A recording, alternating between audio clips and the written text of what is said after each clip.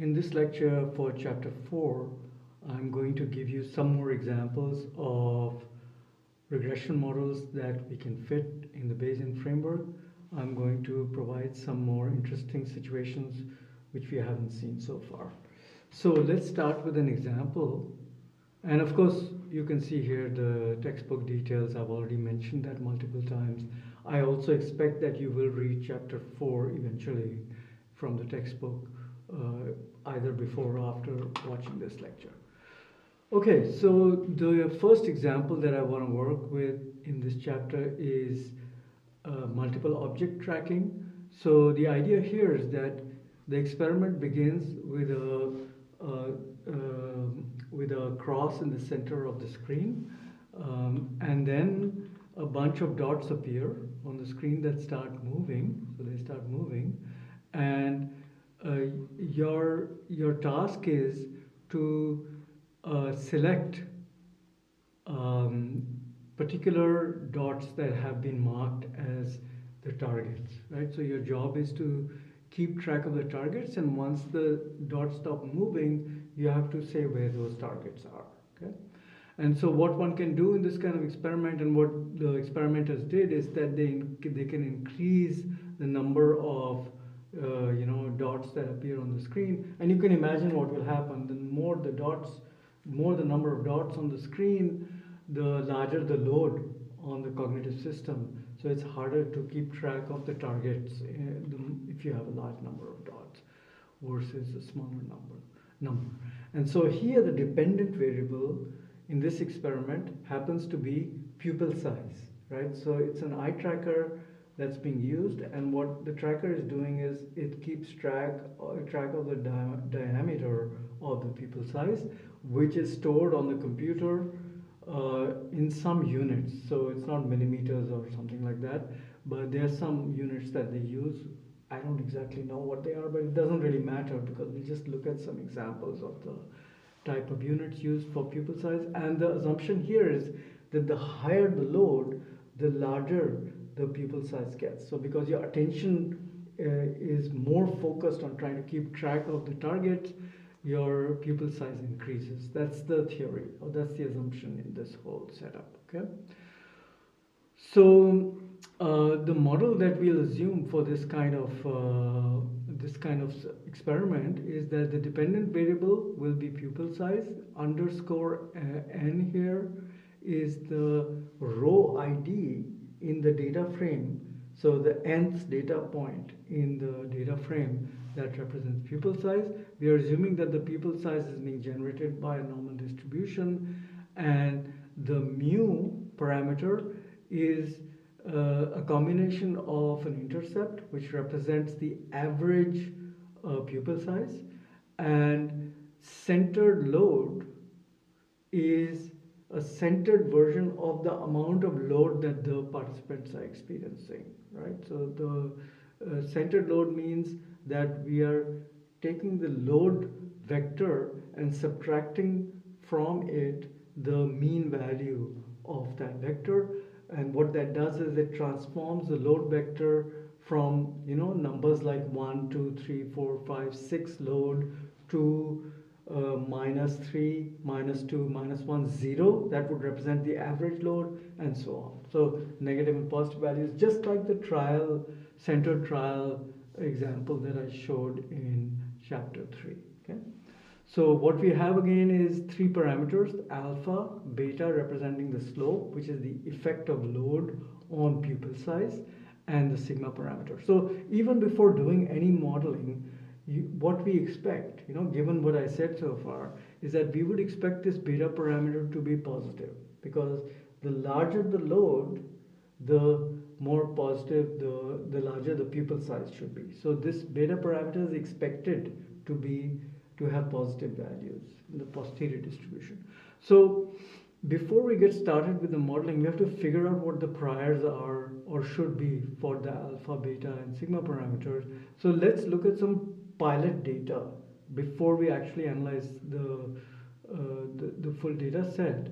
Just look at some pilot data which is available in the BCOG package, to see what the broad range, is of the pupil sizes. So as I mentioned, the unit is not known to us, but it's just some unit that they are using as a convention.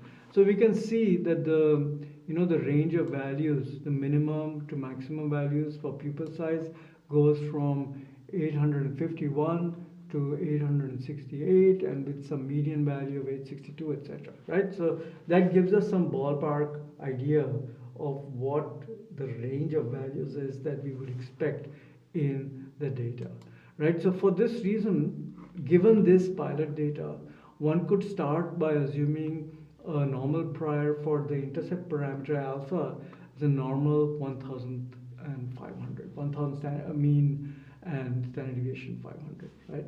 This is just a starting point, okay? And what I would do if I were really working on this for publishing a paper is that having taken this prior as my starting point, I would use prior predictive checks to see if the priors make any sense. Okay, but once I've decided on this prior, I may also want to know as a researcher what exactly it implies, in terms of plausible values of the average pupil size. And so I can use the quantile function or the Q norm function in this case because I'm assuming a normal prior here.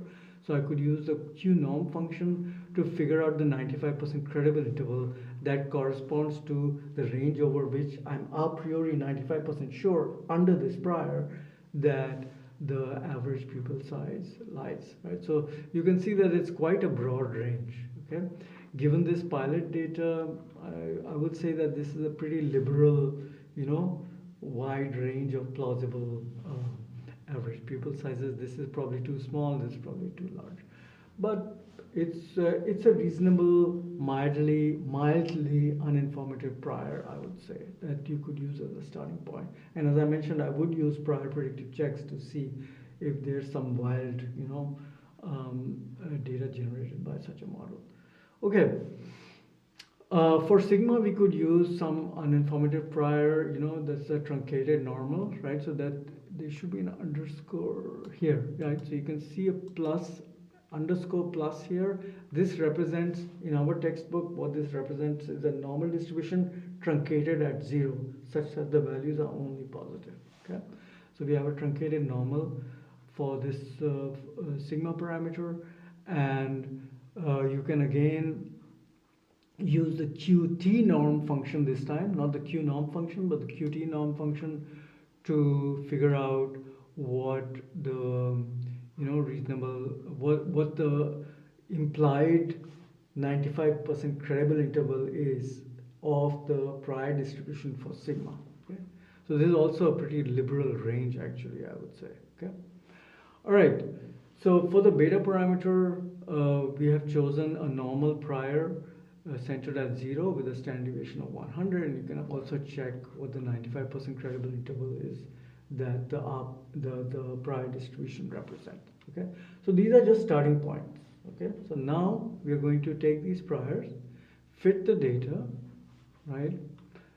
And before we fit the data, what I'm doing is I'm centering the load, just like I did for trial ID. One important consequence of that is that the intercept now has the meaning that the intercept represents the average pupil size. So it represents the pupil size when the load is at its average value, right? When load is 0, centered load is 0. When centered load is 0, it means that we are talking about the average load there. Right? That's what centering does for us. So the centering process that we are using here for the predictors, and we will always do this in our modeling, makes the intercept easier to interpret because it now represents the average value of the predictor. Okay? The average value of the dependent variable, well, again, I did not say that correctly. So once we center the predictor, the intercept will represent the value of the dependent variable that corresponds to the average value for the predictor, in this case load. I hope that this was clear. Yeah. All right, if it's not clear, you should of course read the textbook because we explain everything there again. So this is what the data look like, right? We have, uh, look at the columns here, right? We've got the subject ID, we got some trial ID, and we got pupil size in the penultimate column here, and the final column has this new centered load variable. So whenever the centered value is negative, that means the load is less than the average in the vector, and when it's positive, that means load is higher than average. If the centered load is 0, that represents average load. All right, so we fit the model. This code is very familiar to you by now, so there's nothing special going on here, right? We've defined the priors in the model itself, right? Here's the prior specification. We're using a Gaussian likelihood. Here's the data set. This time it's not the pilot data. We are working with the actual data set here. And this is the simple, multiple regression type of model that we have already seen before, where we've got an intercept and the effect of centered load. All right, so once you fit this model, you can generate posterior distributions of the parameters to see what they look like. So this is the most important piece of information once you fit the model. On the right hand side, you see the trace plots. We have our fat hairy caterpillars. Everything looks fine here graphically. And we have the intercept posterior, the very first histogram there. The second one shows you the effective slope, and you can see that the slope parameter is largely positive, which is what we expected, right? Increasing the load will increase pupil size, or is expected to increase pupil size, and indeed that seems to be true. And this is the posterior distribution for sigma, right? So that's a graphical summary, and as I mentioned before, I would always report a graphical summary, but you can also provide tables with estimates of the parameters. So the important pieces of information that you should provide in a paper is the estimates of the mean. Right? These are the estimates of the intercept and slope parameter, and the lower and upper bound of the parameters of interest. So those are interesting quantities. These are the 95% credible intervals, right? The other statistics that you're seeing here, these are all diagnostic statistics, which are telling you whether the model, behaved correctly, and whether the convergence happened correctly or not. For one important column here is the R hat value. This R hat value needs to be very close to 1.0, and what it does is it's representing the ratio of the between to within variance in the 4 chains that we are generating for the samples. And when R hat is 1, what that means is that the between chain variance and the within chain variance have the same value. That's how you end up with an R hat ratio of 1, right? So if R hat is larger than 1, then what will happen is, typically in the trace plots, you will also see some deviation from the fat hairy caterpillar situation. Okay.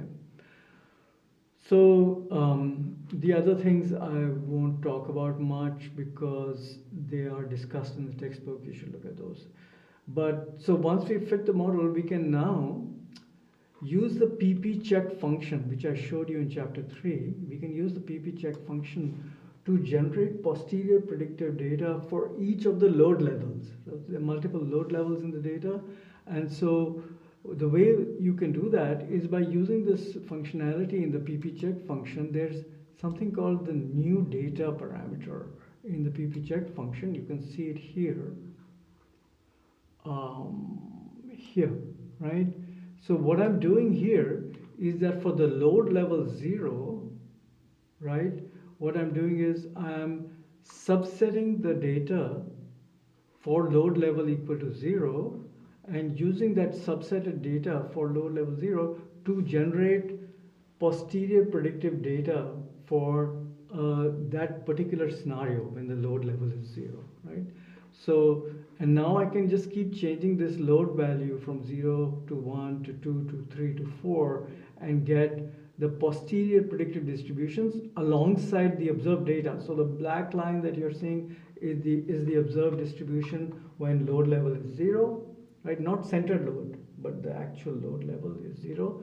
And the blue lines are the posterior predictive values that the model generates. So it looks pretty noisy, but it's not insane. What we are seeing here is pretty okay. Similarly, I could change the load level to 1, okay, not centered load. This is the actual load in the data. Change it to 1, and then you would see that the black line actually has shifted slightly to the right, so the load has increased a bit, and indeed the posterior predictive distributions are also kind of spread out, very similarly to the observed data. So the model is producing reasonable posterior predictive data here. For load 2, you can see that the black line shifts even further to the right a little bit, and the posterior predictive distributions as well. There's slight bimodality here. I don't know what that's about. And then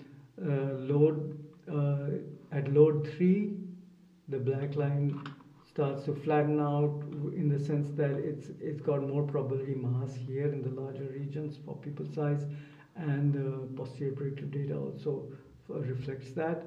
And for higher and higher loads, you can see that the pupil size is now increasing, the distribution is changing to the right. So all this is just a way to summarize, the behavior of the model under different load conditions. So I didn't actually talk about the code that produced this data, but this is just standard R code. You can just unpack it and read it later on and see what I'm doing here. But what's important to understand is the graphical summaries, right? So what would I conclude from such an analysis? Well, as a researcher, what I would do is I would be using the posterior distributions, in particular this distribution, I would be using as a basis for drawing my statistical inference about the problem. So because the slope parameter is largely positive, I would say that the data are consistent with my expectation that that increasing load increases pupil size. Okay? So that's how I would phrase this, and I'll say a little bit more about that in a few minutes, about how I would phrase this and how I would not phrase my conclusions. Okay. So for now, this is good enough. That's my conclusion, that yes, the data are consistent with the theoretical prediction that increasing load will increase pupil size. So in the next part of this lecture, I'm going to revisit the log normal likelihood that we saw in chapter 3. Remember, in chapter 3, we looked at the effect of centered trial ID on button tapping times. So I'm going to revisit that example now and talk a bit more about that situation.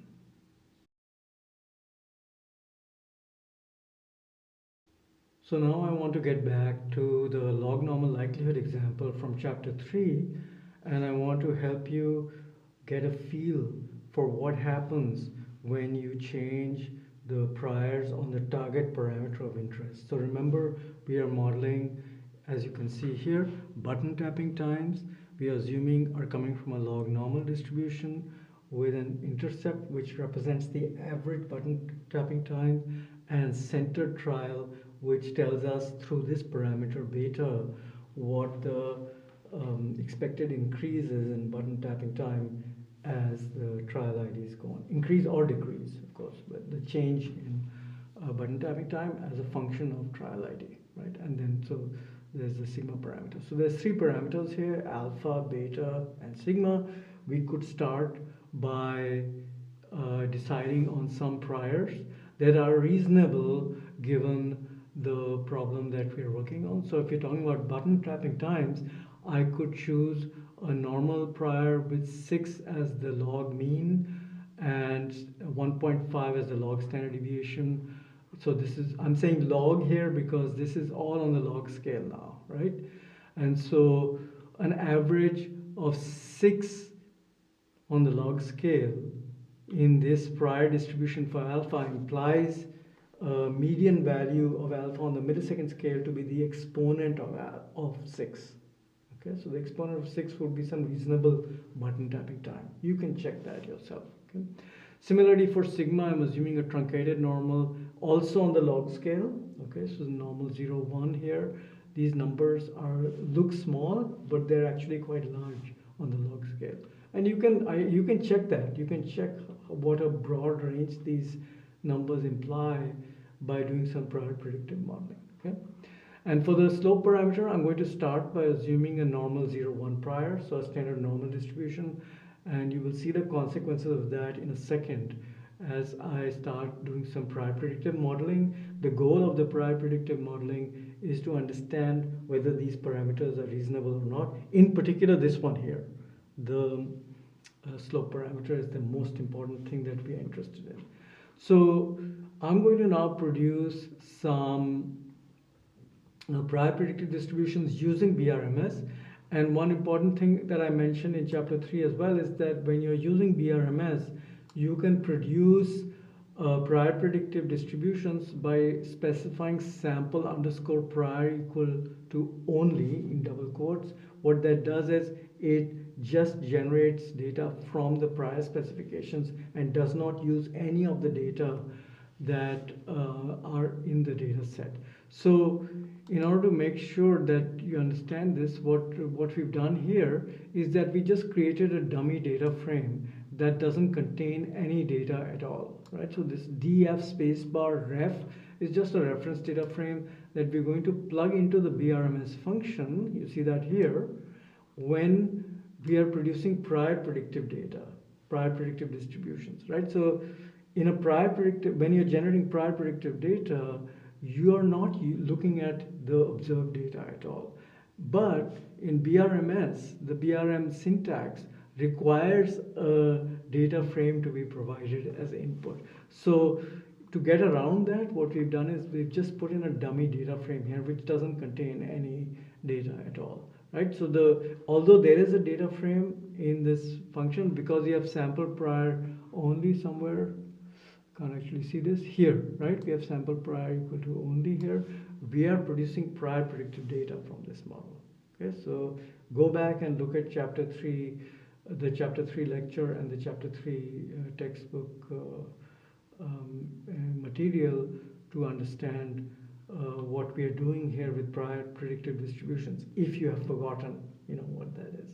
So it's easy to forget these things because we are moving at a fast pace. So it's always useful to go back and revisit the earlier chapter where prior predictive distributions were introduced.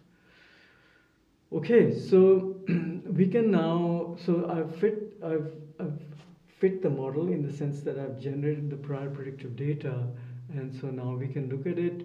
So all this is just ggplot code. So what is important to look at is the median differences. So what I'm plotting here is the distribution of median differences in as a function of trial ID, right? So the distribution of median differences between adjacent trials. So there'll be many adjacent trials, and in the prior predictive distributions, there will be different median differences. So this is the distribution of those median differences, okay, from the prior predictive data. So this gives you a pretty good understanding of what the model is actually predicting as median differences when you go from one trial to the next, okay? And you can see, if you look at the x-axis, you'll see that the prior predictive median differences distribution is very broad, and it's implausibly broad. And the reason why that's happening is because we have such a such a wide prior on the slope parameter, on this slope parameter, right? This doesn't look like a very broad prior, but on the log scale, this is huge, and we are seeing the impact of that in the distribution of median differences. Now, if we change the prior, so I'm showing you giving you a demonstration on how I would choose a more appropriate prior for the target parameter of interest that I'm interested in scientifically by using prior predictive checks, okay? So now what I'm going to do is change the prior to normal 0 mean on the log scale and 0.01 as the log standard deviation, okay? So this is a much tighter prior, but on the log scale, it is a more reasonable prior, as you will now see when I generate some prior predictive distributions of the median differences again. Okay, so now let's look at the distribution of median differences, right? And so if you look at the x-axis now, you'll see that the range is much smaller, still quite large, but it's a lot more reasonable than the range of median differences we had with a normal 0, 1 prior on beta, right? So this could be a reasonable starting point. You're allowing, a priori, you're allowing a broader range of median differences, but you're going to allow the likelihood, the data, to influence the posterior of this statistic, of the median differences statistic, so that you could get reasonable posteriors on the beta parameter, so you would get a good, a realistic estimate of the beta parameter once you've seen the data. So let's decide for now on the normal 0 log mean and 0.01 log standard deviation prior that I just specified, and then fit the model. Okay, so we're fitting the model here, and you can see that I'm using a more informative prior here. That is quite reasonable given the prior predictive data that I have. Okay. So now what I would do next once I fit the model is that I would summarize the results again. And again, this is the important parameter here, and this tells us what the distribution is of the slope parameter on the log scale, because this is in the log normal. We are using the log normal likelihood here, right? And as I mentioned earlier, we could back transform the estimates for the intercept and slope to get the estimates back on the millisecond scale, right? So we are, what I'm doing here is exactly that. I'm back transforming the estimates to get back the estimates on the millisecond scale. And this is all the same, code that I did earlier, the exponentiation, right? To compute the effect of going from the center trial ID of 0 to 1 unit higher, right? So what's the change in the button tapping times when you go from the average value of the trial ID to 1 step higher, right? And so what we get is this range with a 95% confidence interval. So this is all the code for producing the summary statistics. And you can see that it's pretty similar to the model fit that we got when we fit the normal likelihood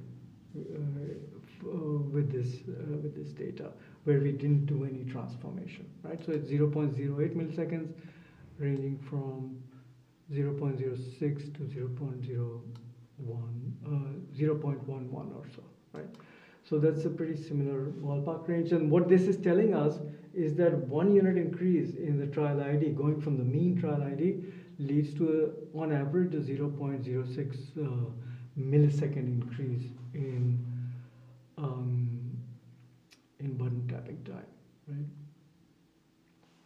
You could also compute other things now. Now that you've estimated the parameters, you can figure out the effect estimate at the first versus the second trial. So this is code that gives you the estimated button pressing time for the first trial and for the second trial, right? You could also compute the slowdown that is expected to happen in button tapping times after you go from the mean trial ID to 100 trials downstream, right? So after 100 trials, starting from the mean trial ID, what is the change in button tapping times? So this code will produce that, and it will give you, an estimate that you can also summarize graphically, right? So, so here's what I'm doing here is I'm showing you the posterior predictive distribution of the predicted median differences between the nth trial and the n plus 100th trial here, right? So you can see that here, and the actual observed median difference is shown here, and the posterior predictive range is shown here. And you can see that the models produce a reasonable distribution of median differences here. Okay.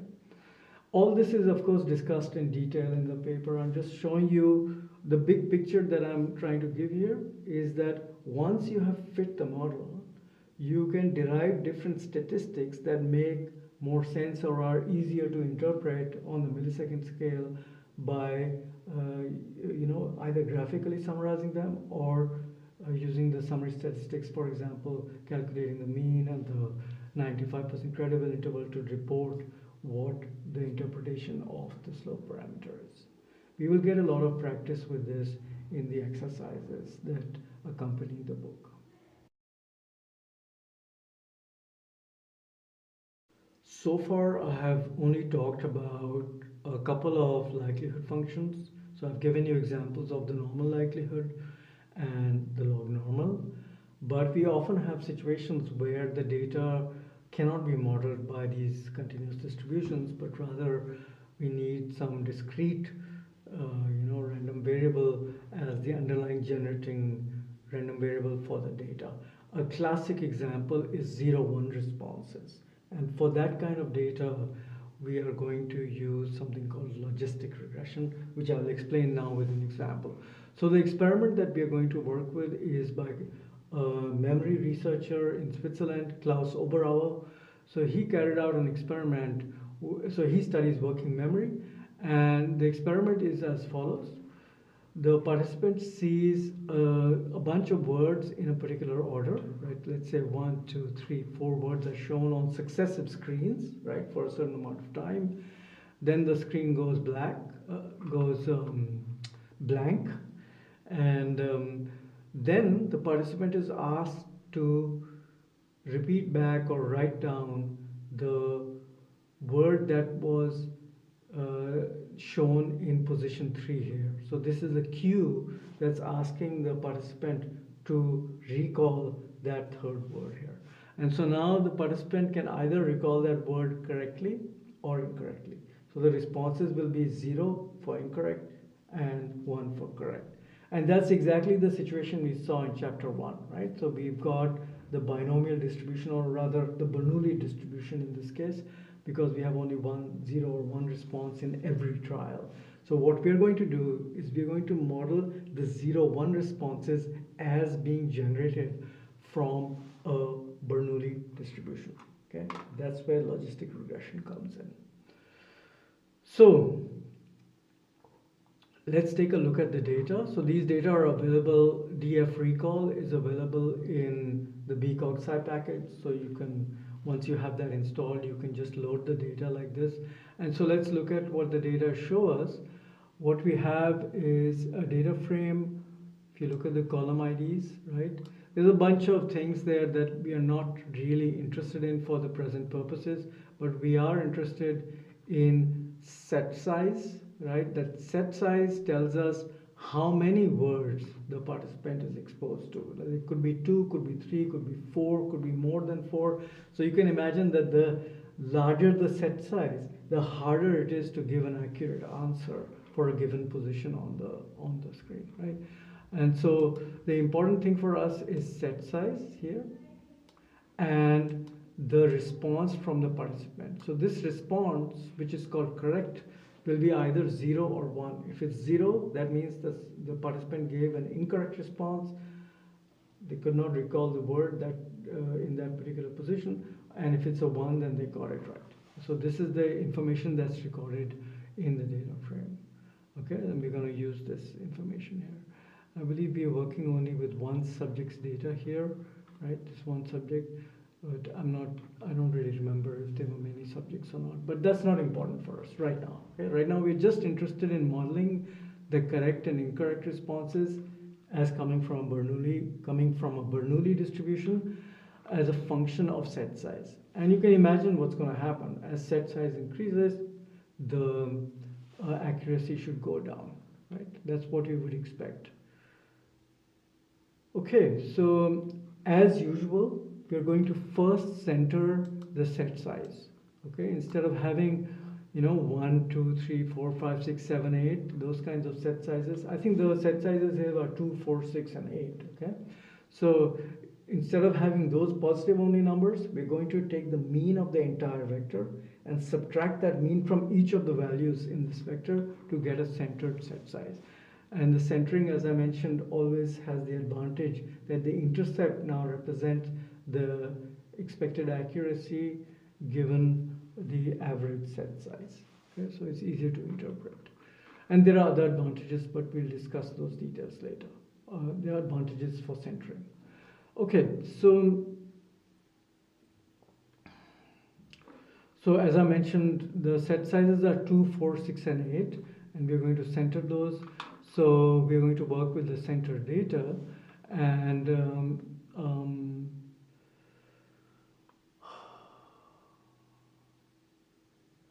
what you're seeing here is the number of data points available for each of the set sizes. So there's 23 data points for each of the set sizes here.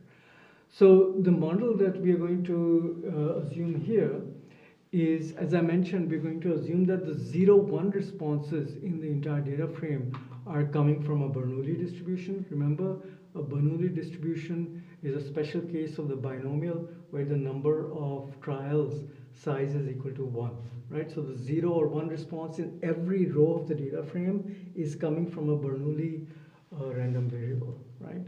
So for each row in the data frame, there's going to be some theta parameter that represents the probability of producing that 0 or 1 response. This is just like what we did in chapter 1. However, the twist is that we are not going to model the 0, 1 responses directly, but rather we are going to transform the probability of producing a correct response. This theta sub n is the probability of producing a correct response. We're going to transform it to something called a log odds.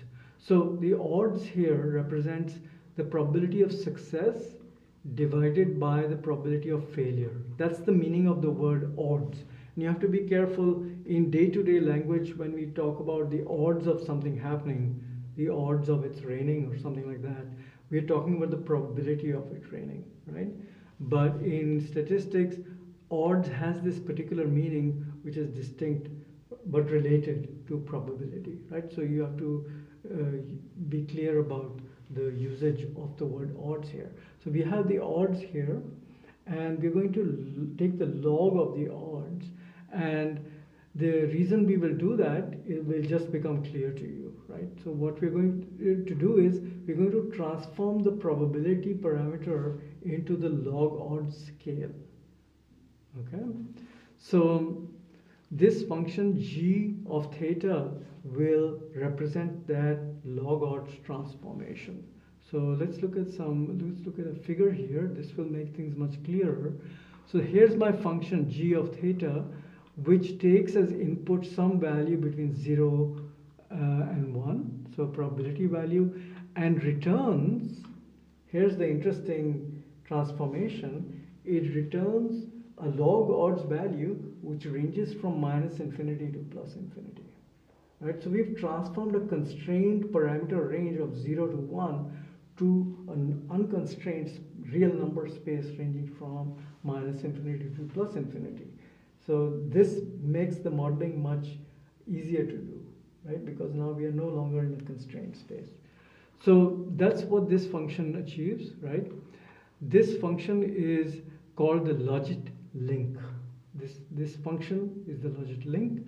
And if you invert this function, that means if you take the inverse of this function such that the y-axis becomes the x-axis, so this here is the log odds, and here is the probability scale, right? So the inverse of this function will give us back from the log odds scale, it will give us back the probability value, right?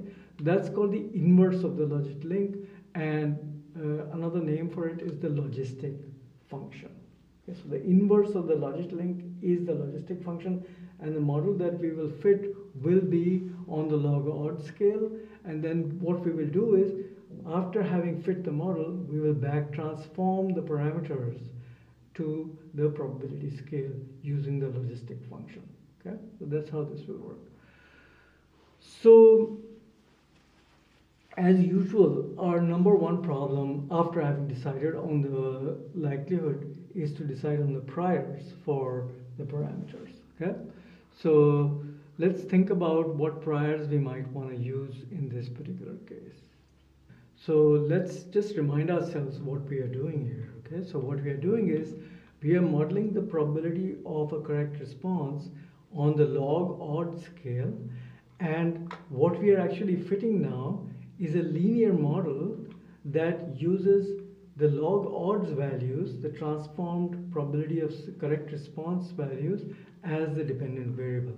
So we are back in the linear modeling framework, but we have transformed the probability values um, the to log odds scale. Okay, so this is the linear model that we're going to be fitting, and so these parameters alpha and beta in this model, these parameters are the ones that we have to define the priors on. Okay, and so just as a side note, I want you to notice that once I have estimated these alpha and beta parameters on the log odd scale, I can back transform these parameters back to the probability scale by simply solving for theta in this model here. Okay, so let me just quickly demonstrate that to you. Let's represent the log odds values as eta, right? And so I'm just rewriting this equation here. Okay, this equation is log of theta over 1 minus theta. I'm eliding the subscript now on the thetas just to make my life easier. And on the right hand side of this equality, I've got alpha plus beta times set size. So different centered set sizes will determine what comes here. I'm just going to write mu here to represent the right hand side. Okay, so alpha plus beta times centered set size is represented with mu here. Okay, so now all I need to do, if I want to figure out what these estimates, the alpha plus beta times centered set size, correspond to on the probability scale, is that I need to solve this equation for theta once I've estimated the contents of mu. Okay, so that's pretty easy to do, because if I exponentiate both sides, right, the opposite of a log is the exponential, so I would end up with theta over 1 minus theta times exponent of mu, right, on the right hand side. And then if I multiply both sides of this equation with 1 minus theta, I end up with theta on the left hand side and 1 minus theta times exponent of mu on the right hand side here. Okay, once I have that, I can now unpack the right hand side, open the brackets, so I get exponent of mu minus theta times exponent of mu, right? So now that I've got to this point and I've got theta on the left hand side, if I add theta times exponent of mu to both sides, I end up with theta plus theta times exponent of mu is equal to exponent of mu, right? And if I take this common term out on the left hand side, I end up with theta 1 plus exponent of mu is equal to exponent of mu, right? And the very final step, I'm trying to solve for theta. Theta is now equal to exponent of mu. Can we see this? Yes, exponent of mu, right? Divided by what? Divided by 1 plus exponent of mu. So I don't have enough space for this, so I'm going to write the fraction like this. Okay, 1 plus exponent of mu, right? So what this means is that once I have figured out the contents of the mu parameter, I'm now in a position to back transform to get to interpret, the results of my modeling on the probability scale, which is what I really care about, which is how I would interpret the results. I can't interpret log odds because I'm just a human being, but I can interpret probabilities. So I would back transform to probabilities. So the significance of the derivation I just did is to make it very clear to you that we are fitting the model on the log odds scale. Therefore, these parameters are going to have priors defined on that scale. And then once we have the posteriors on these parameters, we're going to back transform the posteriors using this equation, which I just calculated for you.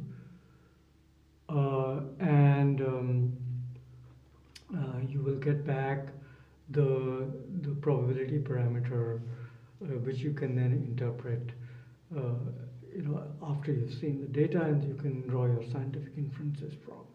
Okay, so let's see what happens when we decide on a particular prior for the alpha parameter on the log odds scale. Okay, so I'm going to start by choosing a normal 0,4 prior on the log odds scale for alpha, and then see what that gives me on the probability scale by plugging in samples from this prior into this equation to get back the distribution of the probability that corresponds to that prior specification. Okay, and so here's what it amounts to. On the left hand side, you see the prior on the log odds scale for the alpha parameter, but on the right hand side, you see that prior actually represents a U-shaped distribution on the probability scale, and that's kind of crazy, because this prior distribution on the left hand side implies on the probability scale that we give higher weight to the probability 0 and 1 and lower weight to intermediate values.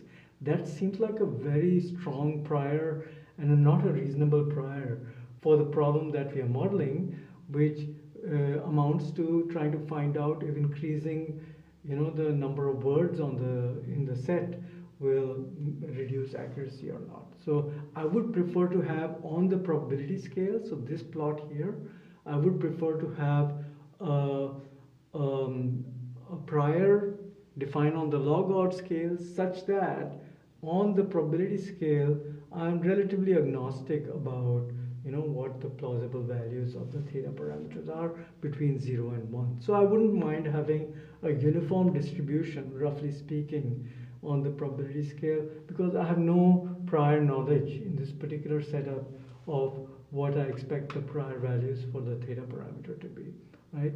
And so what you can now try to do is look at a different prior. So let's just change the standard deviation of the prior for the alpha parameter and then back transform it using that derivation that I showed you earlier to the probability scale. So I'm using a normal 0, 1.5 prior for alpha, and then when I back transform this prior, this is the normal 0, mean 0, standard deviation 1.5 prior. If I back transform it, now it looks like roughly like a normal, like a uniform distribution, and that is a lot more reasonable, for the problem that I'm modeling compared to a U-shaped distribution.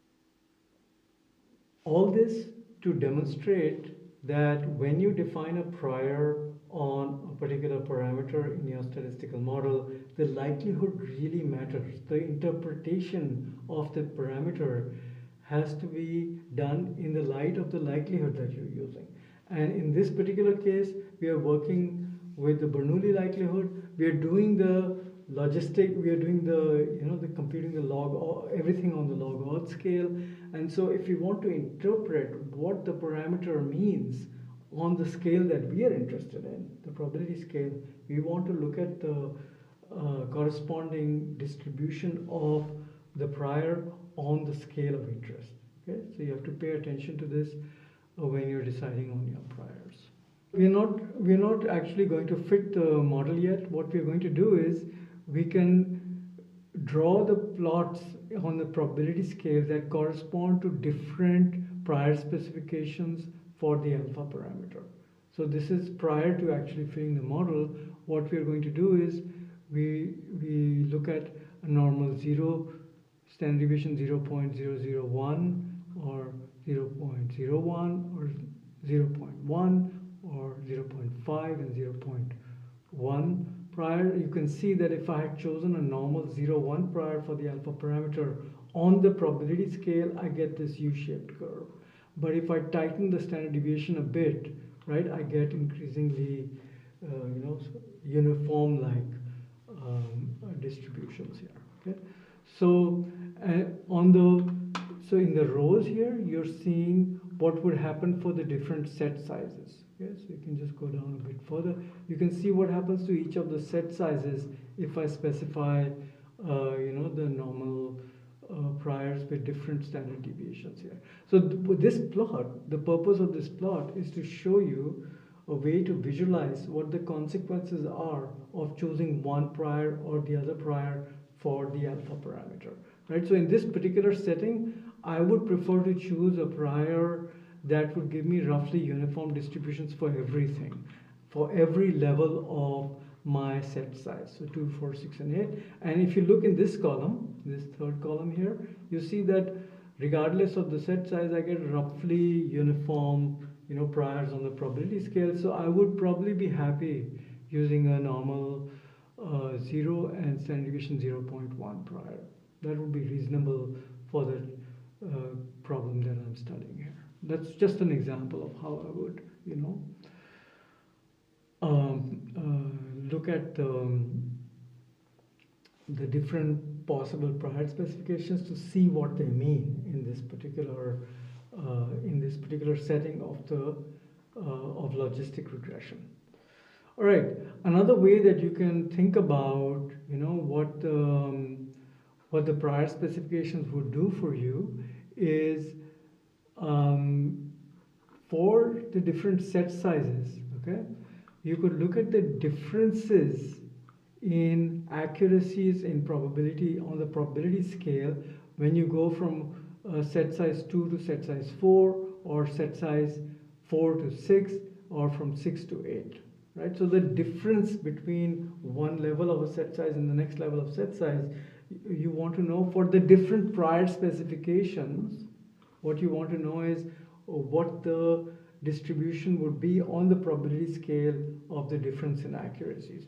That can also be used to make an informed decision about what you think a reasonable prior would be for the parameters of interest, right? So if the probabilities are too spread out, between 0 and 1, that would be a more uninformative prior.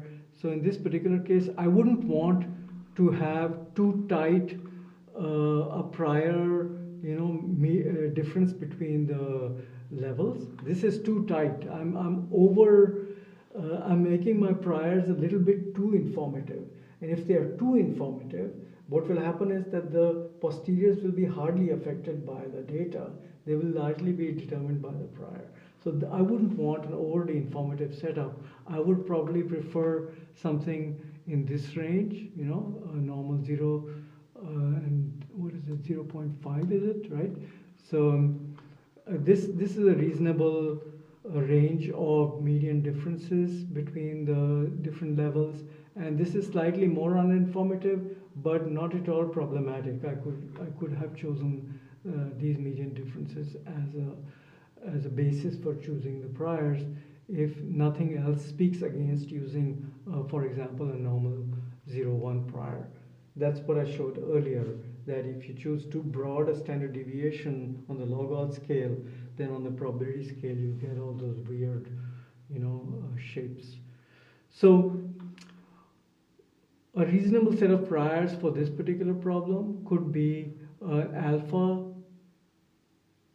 with a normal prior 0, 1.5, right? So we looked at some examples earlier, right, where we had a uniform distribution on the probability scale, and for beta I could choose a normal 0, 0.1 prior. Right? So this would be a reasonable prior, not too informative, does not overly influence the posterior distributions, and lets the data determine the posterior distribution, but is not uh, a completely wild prior that reflects unrealistic expectations. Okay?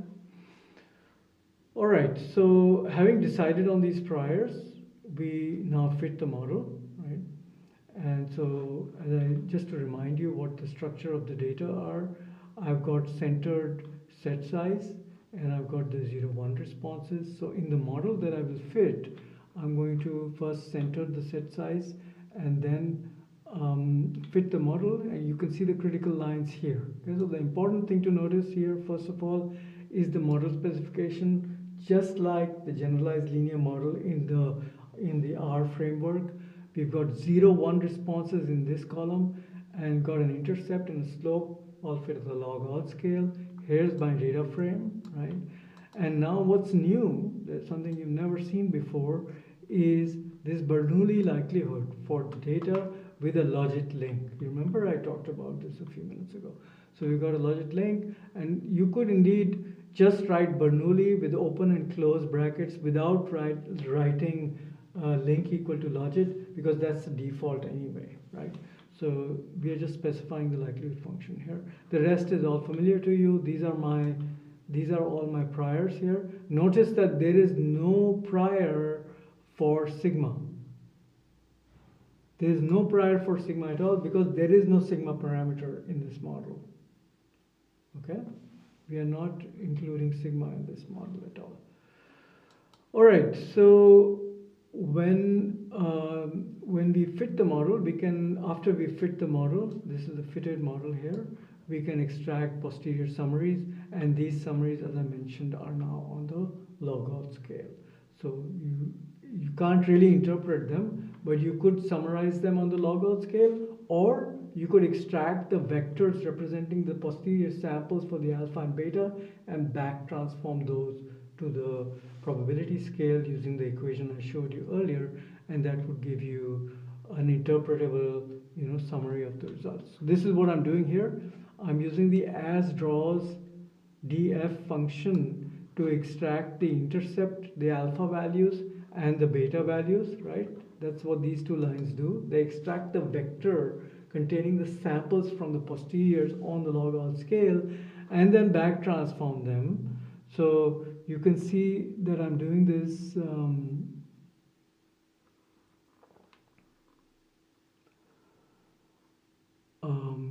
so what I'm computing here in these quantities here, these are the mean and the 95% credible intervals on the log odd scale, but I could actually go and back transform these by using that equation that I use for calculating the probabilities, right? So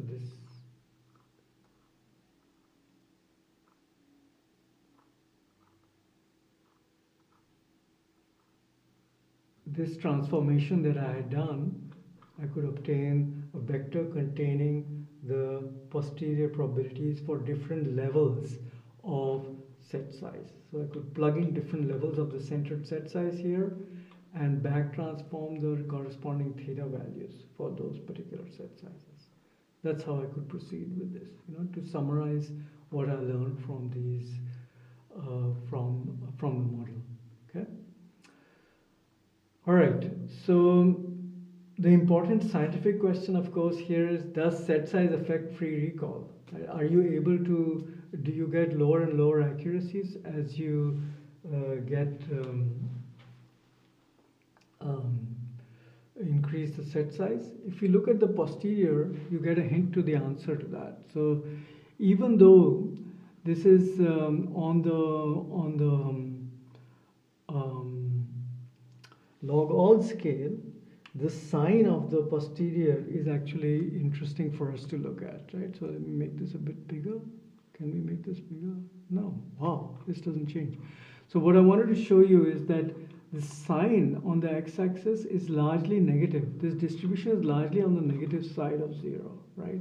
So what that tells me is that as I increase set size, the accuracy on the log odd scale is going down, which is what you would expect, right?